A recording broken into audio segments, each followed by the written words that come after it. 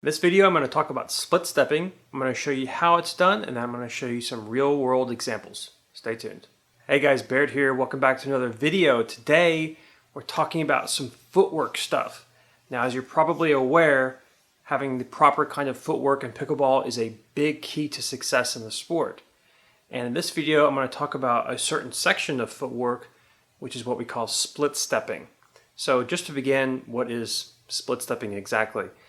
It's exactly what it sounds like, and it's basically in most racket sports like tennis and of course pickleball, when an opponent is about to hit a shot towards you, there's a way to sort of get ready for that shot, right? As you can imagine, the worst way that you can get ready for a shot is by standing straight up and kind of having your arms crossed, right? But the proper way of doing it is to do what's called the split step. And it's very simple. It's just when you spread your feet out a bit wider than shoulder width apart, and you kind of bend your knees a little bit, and you get ready.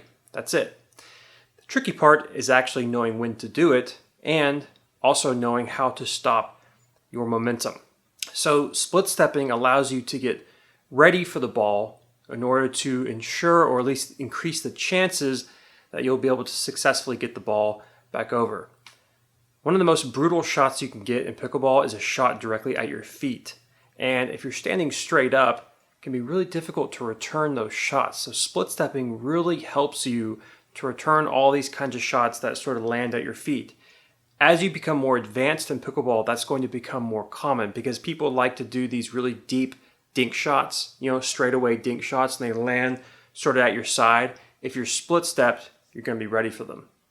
Another really good application for the split step is when you're doing your third shot drop. So every now and then my third shot drop is just not on. It's just terrible, and I'm sending them way up into the air and stuff like that. Obviously, when you do your third shot drop, you want to get to the kitchen line as quickly as possible. But if you hit it too high, that ball is going to come back at you. So what you can do is, as you're walking to the kitchen, you slowly creep your way forward, and then when they're about to hit that shot, you split step to get ready for it. So split stepping, again, just as a small little recap here, whenever the opponent is about to hit a shot towards you, you spread out, you stop, you spread out your stance, and you get ready. All right, so let me actually show you how it's done. All right, guys, so I'm going to go ahead and show you how this is done. Split stepping is pretty simple. I'm going to show you a couple of different ways to do it because I know that some of you may not be very comfortable with sort of hopping or doing these kind of sudden movements. So here's what I do when someone is about to hit the ball. I might be coming towards the kitchen, so I might be coming up, and right when they're about to hit it, I split step like that. So pretty simple. I come up to the kitchen, they're about to hit it, and I split step. Now for me, it's kind of like this little, like hopping motion. So it's a hop. I'm not going to jump up in the air, but it's sort of like that. So coming up, they hit it, and then I'm ready to go. Now, like I said earlier, this is how you get ready to hit the shot. Here's the thing though, I know that some of you may be a little bit uncomfortable doing something like that, so instead, if you're worried about potentially falling or tripping over yourself, you can simply just walk up, take a step, and then spread your feet out like that. You don't really have to hop or anything like that. You can just keep it simple. So you come out, they're about to hit it, just step apart like that. Really simple. Keep it simple, keep it easy. There's no need to complicate this kind of stuff. But make sure that you do it, because if you don't split step, then you're not going to be ready for the ball, and especially if you're like this, this is just really hard, right? Whereas when you're spread out like this, it's so much easier to get balls. So that's how you do the split step. All right, so let's move on to an actual example. All right, so let me show you an example here. I'm on the left there, about to serve, and the return comes over quite high, so I kind of had an awkward third shot drop, hit it up too high, but watch this, split step, right? So right when he hit it over, I was split stepping. Now, I hit this drop shot too high as well. Notice what happens, split step, just like that. And now, what was cool there is that I actually hit a pretty decent shot back over, finally, and my partner and I were able to get to the net quickly, as you could see. And so again, split stepping whenever he hits it, getting ready for the ball, and then we were able to win the point. Yeah. 7-5-2.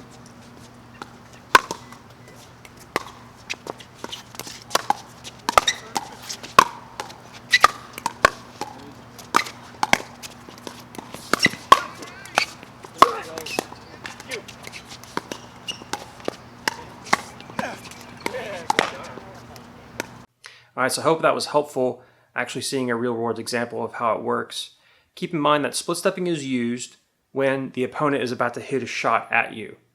When the ball is traveling through the air and it's not anywhere near your opponent, you should be using that time to get to the kitchen line if you're not already there.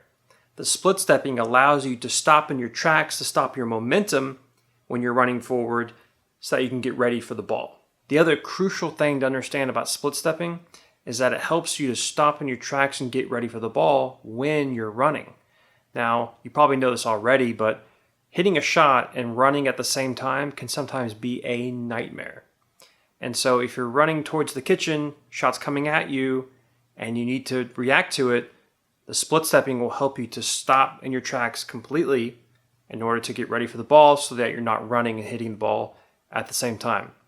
When I learned how to do this, it changed my game completely, so I highly recommend that you learn how to do that. All right, guys, so I hope that was helpful. If you want to read more about pickleball, go over to pickleballkitchen.com. You can read a bunch more stuff. Now, if you'd like to subscribe to the channel, click the little button right here in the corner. It should be down there. And you can scroll down a little bit, hit the little notification bell, and it will let you know whenever I upload a video, just in case you want to be notified. All right, guys, hope that was helpful. See you next time.